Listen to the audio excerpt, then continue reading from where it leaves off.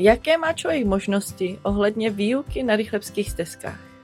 Tak najdete tady bajkovou školku. Pomáháme dětem, aby z nich vyrostli sebejistí a ohleduplní bajkeři. Techniku učíme také jejich rodiče. Zaměřujeme se na to, jak ji předáváme dětem, aby mohli společným ježděním ji spolu potom rozvíjet a měli přitom společnou řeč. Ale nebojte se, nejsme tady sami. Nepleťte si nás s bike školou. Bike škola patří rychlebským stezkám a přispívá k jejich rozvoji a údržbě. Zaměřuje se výhradně na výuku dospělých.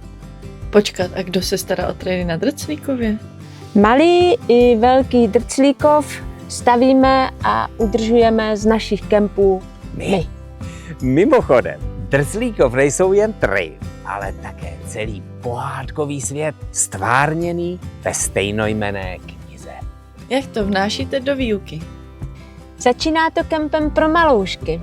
To je kemp pro nejmenší děti, kterým pomáháme skrze pohádkové učení rozfoukat jiskřičku lásky k bajkování. Kterých kempů je nejvíc? Základních a navazujících. Tam už děti provází workbook Cesta bajkera. Ta vrcholí shredcampem. Na to učí špičkoví jezdci a je pro pokročilé mladé bajkery a bajkerky. Jsou v bajkové školce nějaké speciální kempy? Kemp zpátky na trail soustředí se na psychické bloky po pádu, úrazech, jiných událostech a pomáhá získat sebevědomí a radost z jízdy na trailu, třeba po mateřské.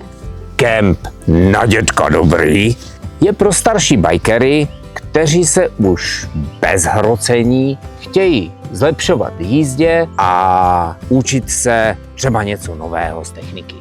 Je v bajkové školce ještě něco výjimečného? Třešničkou na dortu je tábor, kde se spí ve stanech, na louce, nad Drclíkovem a sedává u ohně pod hvězdami.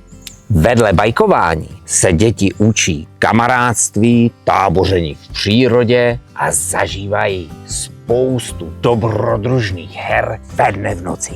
Co bychom měli o výuce na rychlebských stezkách ještě vědět? V bike škole učí instruktoři se vzděláním u bike licence. To je důležité. U nás také. A protože si předáváme zkušenosti s kolegy z Evropy, ale taky ze zámoří, můžeme dokonce říct, že bajková školka na rychlebských stezkách představuje světovou úroveň ve výuce dětí.